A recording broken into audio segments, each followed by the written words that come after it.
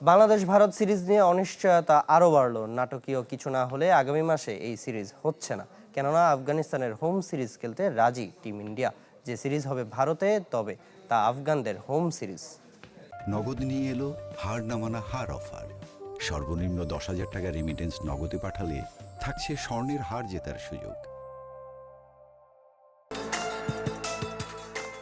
Bangladesh Bharat series নিয়ে জটিলতা কাটছেই না। সেপ্টেম্বরের 1 থেকে 13 তারিখের মধ্যে বাংলাদেশ সফরে 3 ওয়ানডে ও 3 টি-20 খেলার কথা ছিল ভারতের।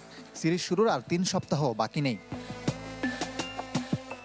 এর মধ্যেই মঙ্গলবার সন্ধ্যায় ভারতের বিপক্ষে 3 ম্যাচের টি-20 সিরিজের সূচি ঘোষণা করেছে আফগানিস্তান ক্রিকেট বোর্ড।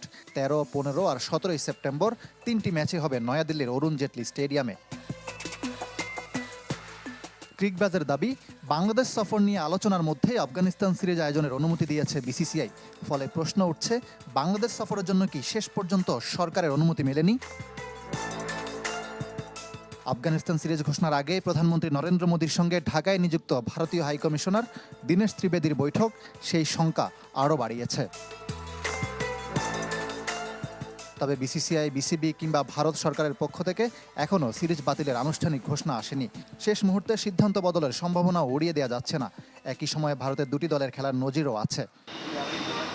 তবে বিসিবি সূত্র বলছে, দ্বিতীয়বারের মতো স্থগিত হচ্ছে ভারতের বাংলাদেশ সফর।